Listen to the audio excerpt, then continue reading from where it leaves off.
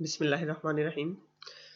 इस लेक्चर में हम डिस्कस करेंगे printf फंक्शन को और हम ये देखेंगे कि printf फंक्शन के अंदर फॉर्मेट स्पेसिफायर्स और एस्केप सीक्वेंस को किस तरह से यूज़ किया जाता है और ये क्या चीज़ें होती हैं। अपने लास्ट लेक्चर में हमने वेरिएबल्स और डेटा टाइप्स को डिस्कस किया था, ठीक है। हम ऐसा करते हैं, हम पहले 3 वेरिएबल्स यहाँ पर इनिशियलाइज कर लेते हैं। पहले हम इंटीजर टाइप का एक वेरिएबल बना लेते हैं, इंट, इसे मैं कहता हूँ var1 और इस इक्वल टू इसमें हम नंबर 25 सेव करवा लेते हैं। फिर हम एक फ्लोट टाइप का वेरिएबल बना लेते हैं, तो इसे मैं कह देता हूँ var_float, इसमें हम 2.3 सेव करवा देते हैं। इसी तरह हम एक करैक्टर टाइप का वेरिएबल बना लेते हैं और इसे मैं कह देता हूँ var_4 और इस इक्वल टू इसके अंदर हम नंबर a सेव करवा देते हैं, ठीक है। अच्छा, अब हम आते हैं printf फंक्शन की तरफ कि printf फंक्शन के अंदर फॉर्मेट स्पेसिफायर्स क्या होते हैं और हम उन्हें किस लिए यूज़ करते हैं। बेसिकली जब हमें किसी वेरिएबल को डिस्प्ले करवाने की ज़रूरत पेश आती है तो वहाँ पर हम फॉर्मेट स्पेसिफायर्स को यूज़ करते हैं, ठीक है। सपोज करें ये हमारा एक वेरिएबल है और इसके अंदर वैल्यू पड़ी है 25, ठीक है। इसे आप ये समझ लें कि अब जहाँ पर भी हमने 25 को यूज़ करना है तो हमें 25 को याद रखने की ज़रूरत नहीं है। हम उसकी जगह ये var1 लिखेंगे तो ऑटोमेटिकली उधर वैल्यू 25 ऑटोमेटिकली उसकी जगह आ जाएगी। मैं इसकी एक एग्जांपल लेता हूँ। सपोज करें मैंने एक नया वेरिएबल बनाया और उसका नाम मैंने रख दिया सम और is equal to var1 plus 2, ठीक है। अब इस लाइन का मतलब है कि var1 के अंदर पड़ी हुई वैल्यू को प्लस कर देना है 2 में, ठीक है, और प्लस होने के बाद जो रिजल्ट आएगा उसको सेव कर देना है सम नाम के वेरिएबल के अंदर, ठीक है। यानी कि var1 जो है ऑटोमेटिकली इसकी जगह 25 यहाँ पर हमारा प्रोग्राम कंसीडर कर लेगा, तो 25 प्लस 2 और सम के अंदर आ जाएगा 27, ठीक है। और इस चीज़ को अगर हमने सम की वैल्यू को डिस्प्ले करवाना है, सम क्योंकि एक वेरिएबल है तो वेरिएबल की वैल्यू को डिस्प्ले करवाना है तो हम फॉर्मेट स्पेसिफायर्स को यूज़ करते हैं, ठीक है। अब सम है एक इंट टाइप का वेरिएबल, ठीक है। इंटीजर वैल्यू को डिस्प्ले करवाने के लिए जो फॉर्मेट स्पेसिफायर यूज़ होता है वो होता है %d, ठीक है। और इसको हम कैसे यूज़ करते हैं, हम लिखेंगे printf और इन दो इन्वर्टेड कॉमास के अंदर मैं लिखूंगा %d।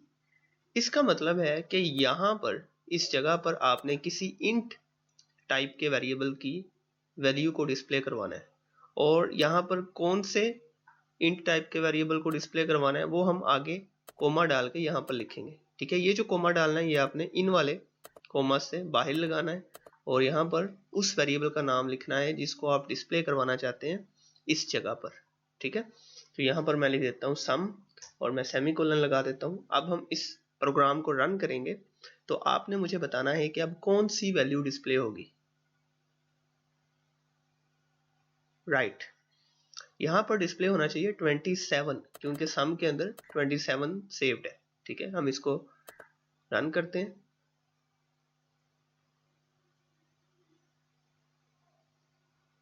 ओके, तो हमारे सामने 27 शो हो रहा है, बिल्कुल वही जैसा कि हमने यहाँ पर एक अपने माइंड के अंदर ड्राई रन करके देखा कि एक्चुअल वैल्यू यहाँ पर 27 शो होनी चाहिए, तो 27 ही शो हो रहा है, ठीक है।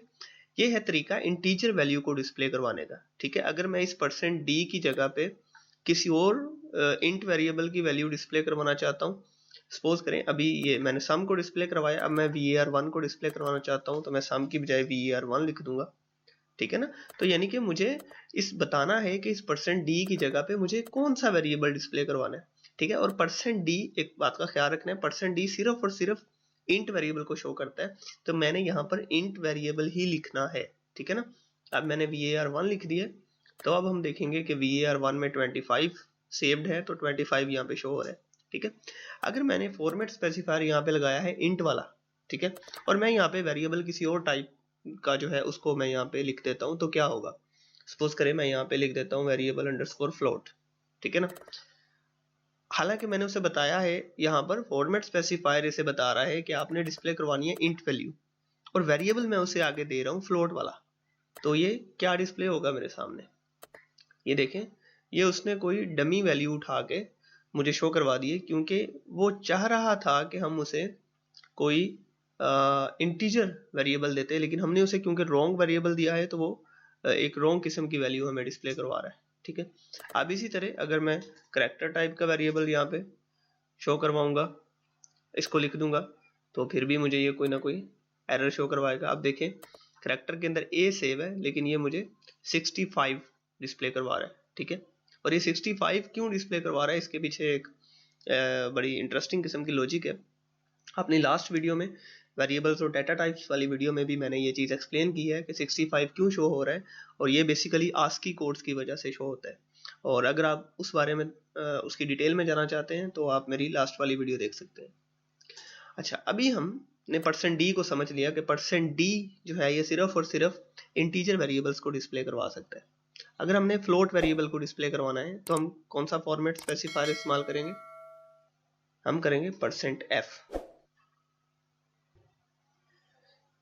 अब फॉर्मेट स्पेसिफायर क्योंकि %f है, इट मीन्स हमें यहाँ पर कोई फ्लोट वेरिएबल चाहिए। अब हम यहाँ पर फ्लोट वेरिएबल टाइप कर देते हैं, और अब हम इसे जब रन करेंगे तो अब ये बिल्कुल सही वैल्यू हमारे सामने शो करेगा 2.3, और आगे इसने 5 जीरोस ऑटोमेटिकली लगा दिए, क्योंकि फ्लोट वेरिएबल जो है वो बाय डिफॉल्ट हमें 6 डेसिमल प्लेसेस तक वैल्यू शो करता है, यानी पॉइंट के बाद ये ऑटोमेटिकली 6 नंबर्स हमें शो करेगा। और यहाँ पर क्योंकि सिर्फ पॉइंट के बाद एक नंबर है, तो आगे वाली 5 जगहों पर उसने खुद ब खुद जीरोस लगा दिए। ठीक है, अगर मैं यहाँ पर 2.34 कर दूंगा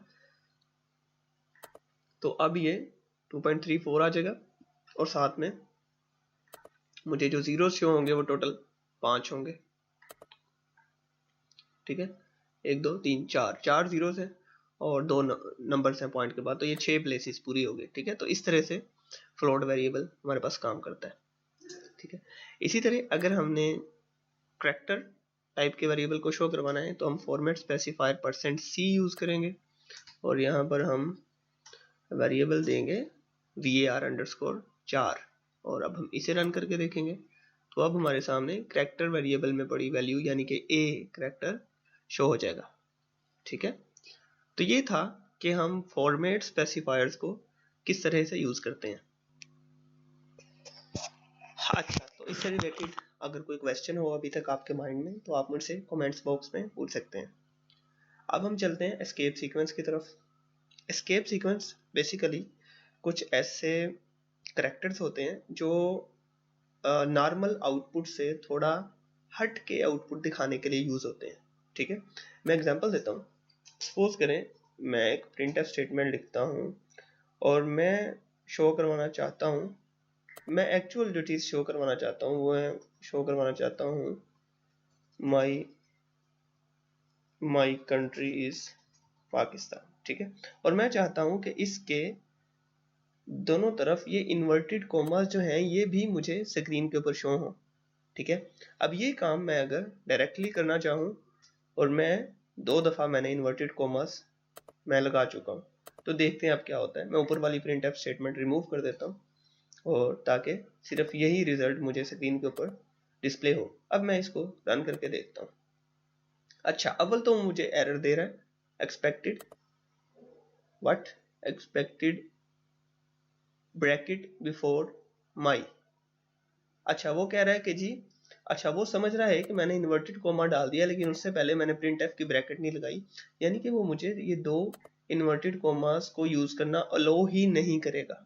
ठीक है, और अगर मैं डायरेक्टली सिंगल इन्वर्टेड कोमास के साथ कोई चीज़ लिखता हूँ तो फिर आपको पता है कि इन्वर्टेड कोमास कभी भी हमें स्क्रीन के ऊपर डिस्प्ले नहीं होते, बल्कि उनके अंदर लिखी हुई जो भी चीज़ है वो हमें आउटपुट होता है। ठीक है, जैसा कि आप देख रहे हैं कि मुझे माई कंट्री इज पाकिस्तान तो शो हो रहा है, लेकिन इसके इर्द गिर्द इन्वर्टेड कोमास शो नहीं हो रहे। अब अगर मैं इन्वर्टेड कोमास शो करवाना चाहता हूँ तो मुझे एस्केप सीक्वेंस को यूज करना पड़ेगा। कोई ऐसा करैक्टर जो नॉर्मली आउटपुट में नहीं आ सकता उसको डिस्प्ले करवाने के लिए जो एस्केप सीक्वेंस यूज होता है वो होता है सिंपली बैकस्लैश। ये बैकस्लैश लगाऊंगा मैं और आगे इन्वर्टेड कोमा डाल दूंगा जिसको मैं स्क्रीन पर शो करवाना चाहता हूँ। यानी कि इस इन्वर्टेड कोमा को मैंने स्क्रीन पे शो करवाना है, तो इससे पहले मैंने ये बैक स्लैश लगाया, ठीक है। और ये बैक स्लैश कहाँ पे होता है, आप स्टार्ट मेन्यू में जाएं, ऑन स्क्रीन कीबोर्ड के लिए OSK लिख के इंटर करें, तो आपके सामने ऑन स्क्रीन कीबोर्ड शो हो जाएगा। और यहाँ से आप ये देखो, इंटर के ऊपर यहाँ पर ये जो बैक स्लैश आपको नज़र आ रहा है, ठीक है। तो यहाँ से आप बैक स्लैश टाइप करेंगे। अच्छा, इसी तरह मैं स्टार्ट में एक कोमा शो करवाना चाहता हूँ, तो पहले बैक स्लैश लगाऊंगा और उसके बाद ये कोमा, ठीक है ना। जिस चीज़ को हमने स्क्रीन पे शो करवाना है उससे पहले बैक स्लैश लगानी है हमेशा, ठीक है ना। तो अब अगर मैं इसको रन करूंगा तो अब आप देखेंगे कि मुझे ये वाला कोमा भी स्क्रीन के ऊपर डिस्प्ले हो जाएगा और ये वाला कोमा भी स्क्रीन के ऊपर डिस्प्ले हो जाएगा, ठीक है ना। तो अब आप देख रहे हैं कि कोई एरर भी नहीं आया और इन्वर्टेड कोमास के साथ मेरा आउटपुट स्क्रीन के ऊपर डिस्प्ले हो रहा है। अच्छा, अब हम एक और चीज़ की तरफ चलते हैं। सपोज करें मेरे पास दो प्रिंटफ स्टेटमेंट्स हैं और मैंने यहाँ पे लिखा है दिस इज अ सेंटेंस, ठीक है। और मैं इन दोनों को, ये दो प्रिंटफ स्टेटमेंट्स हैं, मैं इसे पहले रन करता हूँ। तो अब आप देखें कि ये पहले वाली प्रिंटफ स्टेटमेंट का आउटपुट और दूसरी प्रिंटफ स्टेटमेंट का आउटपुट, ये दोनों साथ साथ आ रहे हैं, ठीक है। अगर मैं चाहता हूँ कि ये बाद में आने वाला जो आउटपुट है ये नीचे वाली लाइन पे आए, तो उसके लिए जो स्केप सीक्वेंस हम यूज करते हैं वो हम यूज करते हैं \n, ठीक है। यानी कि इस फिक्रे के, इस सेंटेंस के एंड पे मैं \n डाल दूंगा, तो इस \n के आगे जो कुछ भी होगा वो न्यू लाइन पे आएगा, ठीक है। तो इसको मैं रिमूव कर देता हूँ और अब मैंने \n लिखा हुआ है यहाँ पर, और अब मैं इसे यहाँ से रन करता हूँ। तो अब आप देखें कि \n के बाद जो आउटपुट है दिस इज अ सेंटेंस, वो नेक्स्ट लाइन पे आ रहा है, ठीक है। यही काम मैं इधर भी कर सकता हूँ कि इसी प्रिंटफ स्टेटमेंट के अंदर अगर मैं के n के बाद कुछ भी टाइप करूंगा तो वो नेक्स्ट लाइन पे शो होगा, इनके दिस इज अनदर सेंटेंस, ठीक है ना। तो अब आप देखेंगे कि माई कंट्री इज पाकिस्तान, ये एक लाइन में शो होगा, फिर उसके बाद \n उसे बता रहा है कि नीचे वाली लाइन पे आ जाओ, न्यू लाइन, ठीक है। \n का बेसिकली मतलब है न्यू लाइन, तो न्यू लाइन के ऊपर ये वाली लाइन शो होगी, ठीक है। और इसके साथ ही ये वाली लाइन हमें शो होगी, ठीक है। हम इसको करते हैं रन और ये देखें माई कंट्री इज पाकिस्तान के बाद न्यू लाइन शुरू होगी और दिस इज अनदर सेंटेंस। अब देखें इन दोनों के दरमियान कोई भी न्यू लाइन नहीं है। अगर मुझे इन दोनों के दरमियान न्यू लाइन लानी है तो मैं कहाँ पर \n ऐड करूंगा, आपने मुझे बताना है। 1 2 3 time over, okay very good. हम यहाँ पर \n ऐड करेंगे क्योंकि मुझे इसके बाद नई लाइन चाहिए, ठीक है ना। तो अब हम इसको रन करेंगे, तो अब आप देखो ये 3 लाइनों में हो गया है my country is Pakistan, this is another sentence, और थर्ड लाइन में दिस इज अ सेंटेंस। अगर मैं इसके बाद फिर एक न्यू लाइन डाल देता हूँ तो अब आप देखोगे कि एक लाइन की स्पेस आ जाएगी, ठीक है, यहाँ पर सही है। यानी हम न्यू लाइन दी है हमने, लेकिन वहां पर हमने आउटपुट कुछ नहीं करवाया, समझ आती है बात। इसी तरह एक हमारे पास जो है एस्केप सीक्वेंस जो है वो \t है। \t क्या करता है, एक टैब जितनी स्पेस छोड़ देता है, यानी कि इस सेंटेंस के बाद एक पूरी टैब जितनी स्पेस आएगी। अब देखो मैंने \n नहीं लगाया, मैंने सिर्फ \t लगाया। इसका मतलब है कि ये वाली लाइन और ये वाली लाइन आएगी तो एक ही लाइन में, लेकिन उनके दरमियान एक टैब जितनी स्पेस होगी। मैं इसको रन करके दिखाता हूँ, तब आप ये देखें ये और ये है तो एक ही लाइन में, लेकिन उनके दरमियान स्पेस है और ये पूरी टैब की स्पेस है, ठीक है। मैं दो स्केप सीक्वेंसेस को इकट्ठा भी कर सकता हूँ, मीन्स मैं ये भी कर सकता हूँ अनदर सेंटेंस के बाद न्यू लाइन आए और उसके बाद एक टैब की स्पेस आए और फिर जो है बाद वाली लाइन शो हो। तो अब आप देखें ये किस तरह शो होता है, ठीक है। अब आप देखें वो न्यू लाइन पे आया और उसके शुरू में उसने एक पूरी टैब की स्पेस छोड़ी है, क्योंकि मैंने न्यू लाइन के बाद एक टैब की स्पेस जो है ना वो दी है, समझ आ रही है बात। तो ये थे एस्केप सीक्वेंस, ठीक है ना। एस्केप सीक्वेंस हमारे प्रोग्रामिंग में काफ़ी हमें हेल्प करते हैं, ख़ासतौर पे \n जो है ये हमें काफ़ी हेल्प कर रहा होता है। और उसके अलावा सिंगल बैक स्लैश जो हमने देखा जो है ना, जैसे मैं सेमी कॉलन अगर डिस्प्ले करवाना है तो सेमी कॉलन या कोमा मैंने डिस्प्ले करवाना है, या मैंने कोई और ऐसा लेटर डिस्प्ले करवाना है जो सिंपली डिस्प्ले नहीं हो सकता, तो उसके लिए मैं सिंपल बैक स्लैश यूज़ करूँगा और उसके आगे वो लेटर टाइप कर दूंगा जो मैं डिस्प्ले करवाना चाहता हूँ। ठीक है ना।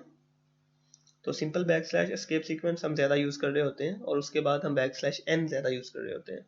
बैक स्लैश टी का यूज़ हम कम ही करते हैं क्योंकि आमतौर पे हमें इतनी स्पेस को इतना यूज़ नहीं करना पड़ता। ठीक है। तो फॉर्मेट स्पेसिफायर्स और एस्केप सीक्वेंसेस मैं उम्मीद करता हूँ आपको समझ आ गए होंगे। अगर कोई भी क्वेश्चन हो तो आप मुझसे कमेंट में पूछ सकते हैं। ओके, अल्लाह हाफिज़।